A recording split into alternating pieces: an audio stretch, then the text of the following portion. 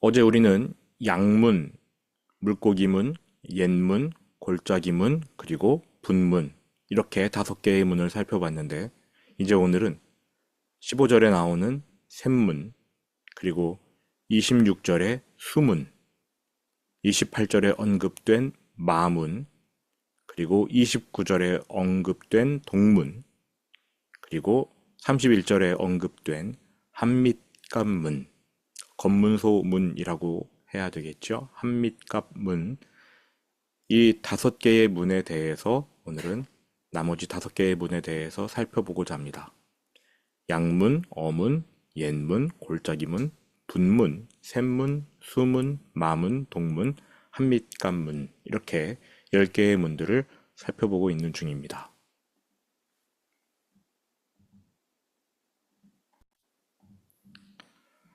어제는 문의 중요성, 왜 성벽이 아니라 문부터 세웠는지를 살펴본 후에 양문, 물고기문, 옛문, 골짜기문, 분문 5개 문을 살펴보았습니다.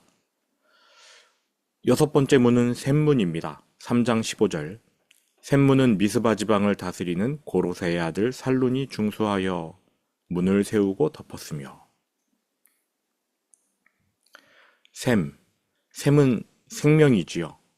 이스라엘처럼 물이 부족한 곳은 더더욱 마실 물이 중요합니다. 에스겔 선지자와 스가랴 선지자 모두 성전에서 발원하는 샘물을 보았습니다. 그 샘물이 동쪽으로 흘러 사해에 이르면 죽은 바다가 살아납니다. 서쪽으로 흘러서 지중해에 닿으면 그야말로 물이 바다를 덮습니다. 유대인들에게 바다는 온갖 괴물이 나오는 곳이자 사람의 생명을 앗아가는 곳입니다. 그런데 생명샘에 물이 닿으면 그러한 바다가 생명으로 바뀝니다. 마지막 날 하나님이 창조하실 새하늘과 새 땅에는 바다가 없습니다. 생명으로만 충분하고 생명수의 강물이 흘러 닿는 모든 곳이 생명으로 풍성해지기 때문에 바다는 필요가 없는 것이지요. 샘은 생명을 상징합니다. 어제 마지막으로 살펴본 분문에서 오염을 제거한 후 샘물에서 씻음을 받게 되는 과정을 보여줍니다. 샘물에서 씻음을 받을 때 우리는 다시금 풍성한 생명을 살아갈 수 있습니다. 그러면 그 샘은 무엇일까요? 바로 예수 그리스도이지요. 스가랴 13장 1절. 그날에 죄와 더러움을 씻는 샘이 다윗의 족속과 예루살렘 주민을 위하여 열리리라. 분문에서 오염물을 버리고 그리고 아직 남아있는 더러움을 샘물에서 씻음 받습니다. 예수 그리스도의 보혈. 오늘 이 샘물을 마시고 하루를 시작하시기 바랍니다. 우리의 모든 죄와 오염을 씻어주시는 예수님의 풍성한 생명을 받아 누리시기 바랍니다. 7번째 문은 수문, 물의 문입니다. 26절. 그때의 느디님 사람은 오벨에 거주하여 동쪽 수문과 마주대한 곳에서부터 내민 망대까지 이르렀느니라. 수문이 언급되어 있지요. 얼핏 샘문과 별다르지 않을 것 같습니다. 샘문, 수문 둘 다 물과 연관되어 있는데 수문은 자연스럽게 솟아나는 샘을 앞에 두고 있는 게 아니라 실로암이라는 인공 연못, 그 앞에 놓인 문이 바로 수문입니다. 그러니까 샘문은 샘이 있는 곳의 문이겠죠. 반면에 수문은 실로암이라는 인공 연못과 연관되어 있습니다. 이 실로암이라는 연못은요, 과거 히스기야 왕이 예루살렘 도시 바깥에 위치한 기온 샘물을 적군에게 내어주지 않으려고 지하 수로를 파서 도시 안으로 끌어들여 안에서 터트려낸 그러한 인공 연못인 것입니다. 그렇게 성 안으로 끌어온 물이 인공 연못이 되었는데 그 연못의 이름이 바로 실로암. 우리가 좋아하는 찬양 실로암, 그 실로암입니다. 성경에서 물은 말씀을 상징합니다. 성막의 물두멍은 여인들의 거울로 만들었어요. 그래서 제사장들은 자신의 몸과 옷에 묻은 오염물을 물두멍에 비춰 보았습니다. 곧바로 씻기 전에 물두멍에 자기의 모습을 비춰보고 그리고 거기에 담긴 물로 씻었습니다. 물두멍은 거울과 같으니까 자기를 비춰본 후에 거기에 담긴 물로 자신의 오염물을 씻었습니다. 물두멍은 우리를 씻어주시는 하나님의 말씀을 예표합니다. 에베소서 5장 26절 27절 이는 곧 물로 씻어 말씀으로 깨끗하게 하사 거룩하게 하시고 물로 씻고 말씀으로 깨끗하게 하신다. 즉 물이 말씀이라는 것입니다. 물이 말씀을 상징한다. 하나님께서는 우리를 말씀으로 날마다 씻어주기 원하십니다. 그 이유는 자기 앞에 영광스러운 교회로 세우기 위해서 티나 주름 잡힌 것이나 그런 것들이 없이 거룩하고 흠이 없게 하려 하시려고 우리를 말씀으로 씻어주십니다. 물로 씻는다는 것이 바로 말씀으로 정결하게 된다는 뜻입니다. 성벽이 완공된 후에 에스라는 백성에게 말씀을 낭독해 주었습니다. 그 위치가 바로 수문 앞 광장, 바로 이 문 앞에서 에스라가 백성에게 말씀을 낭독했고 그 말씀이 백성들의 심령으로 들어가 그들의 영혼을 깨끗이 씻었던 것입니다.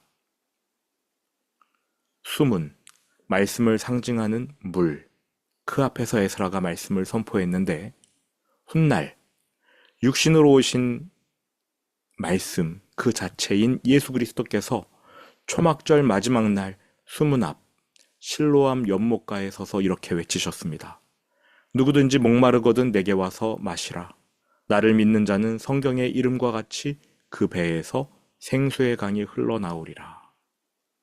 우리 안에서 끊임없이 솟아날 생수의 강은 바로 성령님이지요. 그런데 그 성령님께서 무슨 일을 하십니까? 말씀을 기억나게 하십니다. 말씀을 가르쳐 주십니다. 말씀대로 행하도록 힘을 주십니다. 그러니까 수문은 말씀과 연관되어 있어요. 우리를 정결하게 하시고 예수 닮은 모습으로 변화시켜 주시려는 하나님의 은혜를 상징하는 문이 바로 이 수문입니다. 날마다 물의 문, 수문으로 가셔서 말씀, 그 거룩한 말씀 앞에 엎드리시기 바랍니다. 그 은혜에 힘을 입어서 살아가시기를 축원드립니다. 8번째 문은 마문, 말의 문입니다. 28절 마문 위로부터는 제사장들이 각각 자기 집과 마주 대한 부분을 중수하였고 말은 전쟁의 도구입니다. 당나귀나 소를 타고 전쟁에 나가는 사람은 없지요. 마문, 전쟁 중 왕이 말을 타고 드나드는 문을 뜻합니다. 동쪽에 위치한 이 문으로 왕들은 군대를 이끌어 전쟁에 나섰고 또 승리한 뒤에는 이 문을 통해 성 안으로 들어왔습니다. 우리의 신앙생활은 커피 한 잔 들고 유유자적 산책하는 게 아닙니다. 날마다 치열하게 싸워야 합니다. 내 마음속 탐심을 십자가에 못 박는 전쟁. 하나님의 전능하심을 믿지 못해서 올바르게 기도하지 못하고 내 알량한 이성과 논리, 자꾸만 믿음을 퇴색시키는 이러한 나의 모습과 싸우는 전쟁.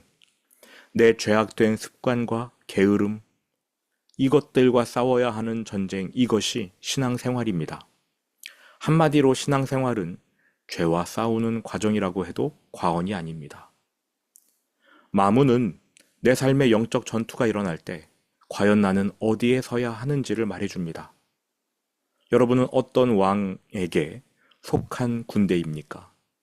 대장 되신 예수 그리스도의 편에 설 것입니까? 아니면 세상 복락과 쾌락을 무기로 삼아 우리를 미혹하는 마귀의 편에 설 것입니까?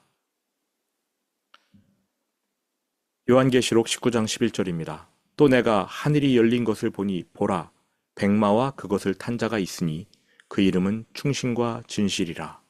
그가 공의로 심판하며 싸우더라. 예수님을 말하는 것이지요.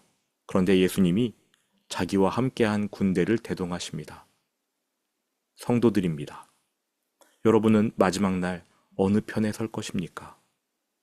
예수님의 군대에 속해서 예수님과 함께 악한 것을 대적하며 싸우시겠습니까? 아니면 예수님을 대항해서 악의 무리에 속한 채로 싸우실 겁니까? 예수님이 승리하신다는 사실을 기억하고 우리가 어느 편에 설지를 결정해야 합니다. 말의 문은 우리의 신앙생활 중에서 영적 전쟁이 일어날 때 나는 어디에 서야 하는지를 말해주고 있습니다. 9번째 문은 동문, 동쪽에 나 있는 문이라고 해서 동문. 29절입니다. 그 다음은 임멜의 아들 사독이 자기 집과 마주대한 부분을 중수하였고 그 다음은 동문직이 스가냐의 아들 스마야가 중수하였고, 여기 살짝 언급되어 있어요. 동문, 동문직이, 동문. 성경에서 동쪽은 그냥 동서남북의 한 방위가 아닙니다. 성경에서 동쪽은 상징하는 바가 큽니다. 아담이 범죄하여 에덴의 동쪽으로 쫓겨났지요. 가인이 범죄한 후에 동쪽으로 나아갔습니다. 아벨을 죽이고 하나님을 등지고 떠난 방향이 동쪽.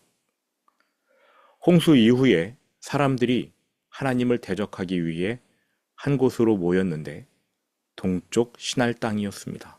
거기서 바벨탑을 쌓은 것이지요. 그러니까 동쪽은 죄의 방향입니다. 반면에 서쪽은 하나님의 임재를 상징합니다. 모세가 지은 성막 입구는 동쪽에 있었어요. 동쪽으로부터 들어와 서쪽으로 가라는 것입니다. 성전의 입구 역시 동쪽에 나아 있습니다. 죄의 방향인 동쪽을 등지고 서쪽으로 들어와야 하기 때문에 동쪽에 문이 나 있는 거지요. 서쪽으로 나가다 보면 결국 지성소, 하나님의 임재를 만나는 곳까지 가게 됩니다. 성경은 제사장들이 동쪽을 향하면 안 된다라고 말합니다. 그래서 모든 제사의 방향이 서쪽으로 가게 되어 있어요. 동쪽을 바라보며 태양을 숭배할까봐, 동쪽을 바라보며 죄악을 저지를까봐 하나님은 이 성전 안에서 제사장들이 서쪽을 향하게끔 그렇게 구조를 디자인해 놓으셨습니다.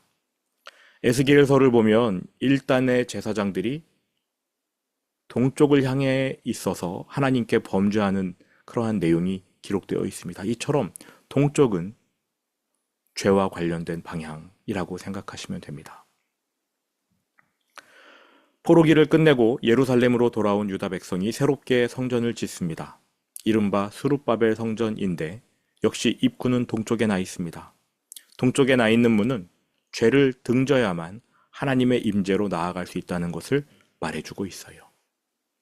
그뿐만이 아니라 재림하실 예수님 다시 오실 때 동쪽 문으로 들어옵니다. 그러므로 동문은 이제 앞으로 이루어질 언약을 바라보도록 우리를 격려해 줍니다. 죄를 등져라. 예수 그리스도를 만나기 위해 그 임재의 자리, 그곳으로 나아가라. 우리의 신앙생활 중에 우리는 앞으로 주님이 다시 오실 것을 바라봐야 하겠고요. 그리고 죄를 등지며 하나님의 임재로 나아가는 삶을 살아야 할 것입니다. 이것을 보여주는 것이 바로 동문이지요. 이제 마지막 10번째 문, 함밋갓문입니다. 발음하기가 좀 어렵네요. 함밋갓문 31절입니다. 그 다음은 금장색 말기야가 함밋갓문과 마주대한 부분을 중수하여 이렇게 되어 있습니다. 함밋갓, 그 뜻은 검사자, 검문자입니다. 검사하고 검문하고. 그러니까 함밋갓문은 일종의 검문소 같은 역할을 합니다. 저는 그래서 그냥 검문소문 이렇게 이름을 부릅니다.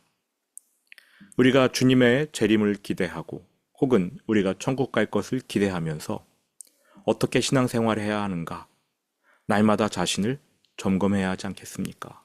스스로 검문해야 합니다. 우리의 하루는 어떠한 마음 태도로 시작되었는가? 어떠한 마음을 품고 하루를 마무리하는가? 그리고 그 안에서 일상을 살아갈 때, 사람들을 대할 때 우리는 어떤 마음을 품는가? 내가 혼자 있을 때 나는 어떠한 습관을 행하고 있는지 늘 검사하고 점검해야 합니다. 왜냐하면 신앙생활은 나 혼자 하는 게 아니라 내 안에 계신 주님과 동행하는 일이기 때문이지요. 이것이 한밉갓 문, 그 문이 우리에게 상징해 주는 바입니다. 고린도후서 13장 5절, 너희는 믿음 안에 있는가 너희 자신을 시험하고 너희 자신을 확증하라. 우리가 믿은 대로 살아가는지 스스로 증명해야 된다는 것입니다. 예수 그리스도께서 너희 안에 계신 줄을 너희가 스스로 알지 못하느냐? 그렇지 않으면 너희는 버림받은 자니라. 예수님이 우리 안에 계시기 때문에 우리가 어떠한 마음을 품는지, 어떠한 생각을 갖고 있는지, 손, 발로 어떠한 일을 행하는지를 늘 점검해야 합니다. 이제 이 10가지의 문을 정리하겠습니다. 첫 번째 양의 문, 우리의 재물, 우리의 대속 죄물 되시는 예수 그리스도의 십자가, 그 은혜로 구원받아 신앙이 시작됩니다. 물고기 문, 사람 낚는 업으로 부르심을 주시는 예수님의 은혜, 그래서 복음을 전하는 삶이 되는 것이지요. 옛문, 신앙생활 중 흔들릴 때마다 옛적 선한 길로 되돌아가길 힘써야 하고요. 골짜기 문, 하나님의 초청에 따라 삶의 고난 속으로 들어가 오직 하나님만 바라보는 훈련. 분문, 그러한 고난 중 내 삶의 오염물을 발견하고 내다버리기를 갈망하게 되고요. 샘문, 그러나 내 오염물을 내 스스로 씻지 못하니 예수님 앞에 나아가서 그 보혈로 씻음받는 것. 주님께 나아가 정결케 되고 풍성한 생명을 누리는 샘문. 수문, 그렇게 새로워진 생명을 말씀으로 채워 나가야 하는 것이고요. 마문, 영적 전쟁이 일어날 때 승리하시는 왕 주님 편에 서야 된다는 것을 보여주고 있고요. 동문, 죄의 방향에서 돌이켜 하나님의 임재를 바라보며 다시 오실 주님을 기대하는 삶. 한밑간문, 다시 오실 주님을 기다리는 동안 내 삶에 어떠한 것이 잘못되었는지 날마다 점검하고 내게 필요한 것은 무엇인지, 내가 버려야 할 것은 무엇인지 늘 시험하는 그러한 삶.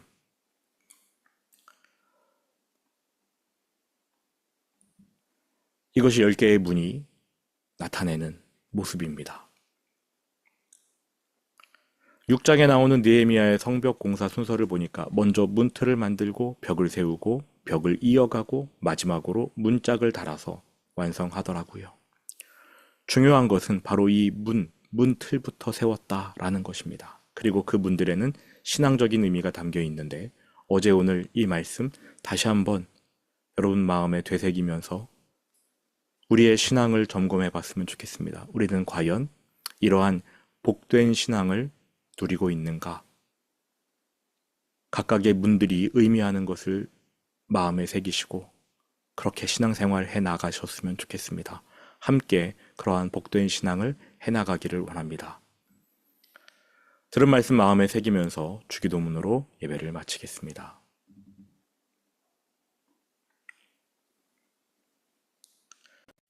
하늘에 계신 우리 아버지, 아버지의 이름을 거룩하게 하시며 아버지의 나라가 오게 하시며 아버지의 뜻이 하늘에서와 같이 땅에서도 이루어지게 하소서. 오늘 우리에게 일용할 양식을 주시고 우리가 우리에게 잘못한 사람을 용서하여 준 것 같이 우리 죄를 용서하여 주시고 우리를 시험에 빠지지 않게 하시고 악에서 구하소서. 나라와 권능과 영광이 영원히 아버지의 것입니다. 아멘.